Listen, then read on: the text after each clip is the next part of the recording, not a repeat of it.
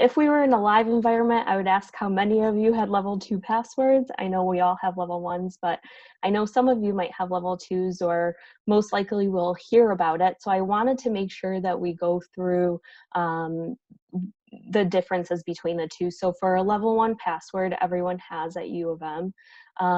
This is also known as the UMISH password. It allows access to administrative resources and employee services, like where we enter our times and vacation and whatnot.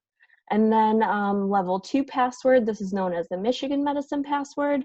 This allows access to Michigan Medicine's like clinical records, like MyChart, patient records, as well as other administrative and online resources. For Precision Health, we've made sure to make all of the resources available, accessible through a level 1 password.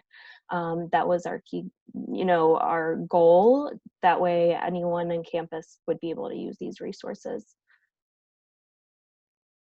And then in order to get access to individual level data, we require that there be an approved IRB application.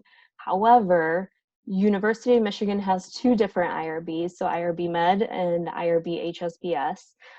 We can't keep it simple. We always have to make it more complicated. So for IRB Med, this reviews the Michigan Medicine. It goes through Michigan Medicine research, more towards research that has to do with the patient data, US FDA regulated research, any PHI data as well. For Precision Health requests, we require the use of IRB Med. So although we consider a lot of our Precision Health data de-identified, meaning there's no link between the identifiers and the data, we act as honest brokers to this data. So we have created crosswalks to this data and also keep this crosswalk. So therefore it kind of makes the data coded rather than de-identified. With the coded data, IRB Med at a minimum requires a non-regulated determination. So this is a very quick process, and we've worked with them very well, and with any change that we do to our data, we always communicate with them and they tell us what they would like our researchers to use. So at a minimum, non-regulated determination. And then we have 2 different trainings that are required for all of our resources. So PEERS, this is the Human Subjects Research Protection. And then HIPAA, this also goes through guidelines of safe handling of the protected health information. Both of these are available through MyLink.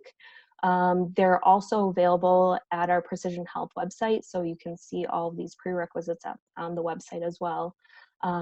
For PEERS, we require, it goes through the regulatory requirements and the ethical considerations for human subjects research. And again, although we have this, what we call de-identified data, it's still good to know all of these considerations when dealing with patient data. And then for the HIPAA, it specifically goes through how to handle this data that you're given, not to remove it outside of our research environment that we've created for research as well. So to be good stewards of data.